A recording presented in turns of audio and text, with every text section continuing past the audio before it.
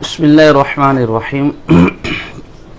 سوال ہوا کہ ہمارے ہاں جو مروجہ جشن عید میلاد النبی صلی اللہ علیہ وسلم منائی جاتی ہے 12 ربیع الاول، اس میں جھنڈیاں لگائی جاتی ہے۔ اب تو جھنڈیوں کی تعداد بھی کم سے کم 12 جھنڈیاں ہر گھر پہ ہونی چاہیے۔ یہ لگانا کیسا ہے؟ تو دیکھیں، ایک تو بطور علامت ملک کا جھنڈا ہے، نہ اسے کوئی دین سمجھتا ہے، نہ ثواب سمجھتا ہے، نہ شعار اسلام، نہ شعار سنیت سمجھتا ہے۔ جماعت کا جھنڈا ہے، وہ بطور علامت اور ملک کی رسم و رواج کے اور قانون کے طریقہ کار کے مطابق ایک بطور علامت بنایا جاتا ہے، اس میں کوئی مذائقہ نہیں۔ لیکن مسئلہ یہ ہے کہ جیسے ہمارے ہاں اہل بدعت نے دیگر معاملات میں غلو کیا، اس معاملے بھی میں وہ انتہا تک چلے گئے، اور اب اس جھنڈے لگانے کو نبی اکرم صلی اللہ علیہ وسلم کی عشق کا معیار سمجھا جاتا ہے، اسے دین سمجھا جاتا ہے، بلکہ شعار دین بنا لیا گیا۔ کھلم کھلا کہا جاتا ہے شعار سنیت ہے، جو یہ نہیں لگاتا وہ سنی نہیں ہے، اور باقاعدہ اسی روایتوں سے ثابت کیا جاتا ہے کہ جبرائیل کی سنت ہے، اللہ کی سنت ہے، معاذ اللہ نبی اکرم کی سنت ہے، صحابہ کی سنت ہے، اور جو جھنڈیاں نہیں لگاتا وہ معاذ اللہ وہابی ہے، گستاخ ہے۔ اور دلیل کیا دی جاتی ہے ان ساری؟ ایک تو اس میں جہاں فضول خرچی ہے وہ الگ، لیکن ساتھ میں یہ سب سے بڑا اس میں فساد پیدا ہو گیا کہ اسے دین اور شعار دین بنا دیا گیا۔ اور ثبوت کیا دیا جاتا ہے؟ بجائے قرآن سے ثبوت دیا جاتا ہے، بجائے حدیث سے، بجائے صحیح حدیث سے، بجائے اجماع، بجائے قیاس مجتہد کے ایک واحد تباہی روایت کو لیا جاتا ہے۔ چاچا کہتے ہیں خصائص کبریٰ کے اندر عبداللہ ابن عباس رضی اللہ تعالیٰ عنہ سے روایت ہے کہ جب حضور علیہ السلام کی پیدائش ہوئی تو 3 جھنڈے جبرائیل لے کر آئے، ایک مشرق میں لگائے، ایک مغرب میں لگائے، اور ایک بیت اللہ میں لگائے۔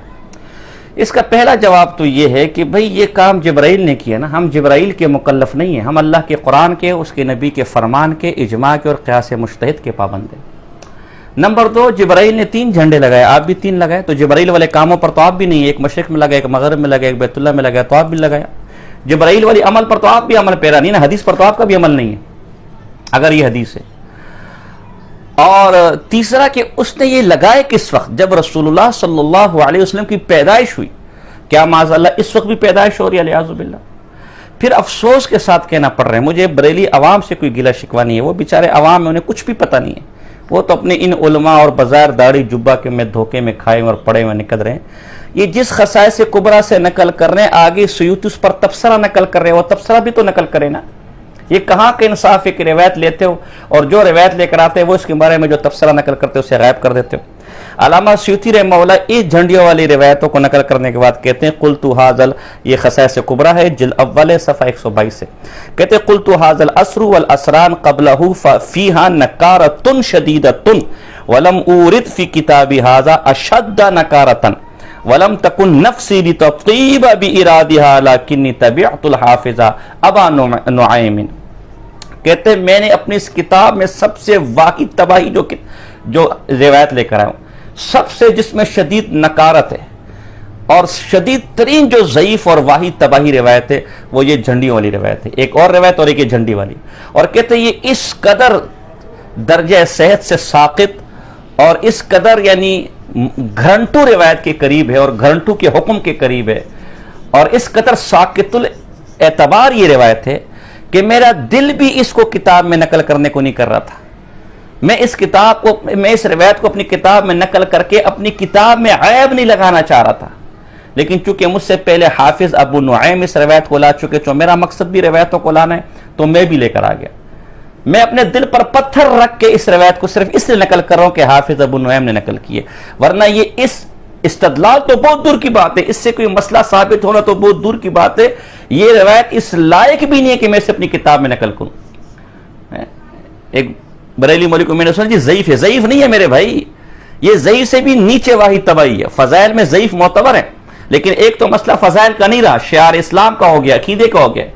نمبر 2 پھر یہ ضعیف بھی نہیں ہے بلکہ یہ جرح مسرہ اور جرح مفسر ہے، اور ایسی جرح مسرہ و مفسرہ قطعاً ساقط الاعتبار روایت، اس سے استدلال کرنا یا کوئی مسئلہ ثابت کرنے حرام اور ناجائز ہے، چاہے جائے کہ عقیدہ ثابت کرنا، چاہے جائے کہ ایسی واحد تباہی روایت کو لے کر سچے سچے سنی اور اہل حق کو بدنام کرنا، انہیں وہابی بنانا اور دار اسلام سے خارج کرنا، کہاں کا انصاف ہے۔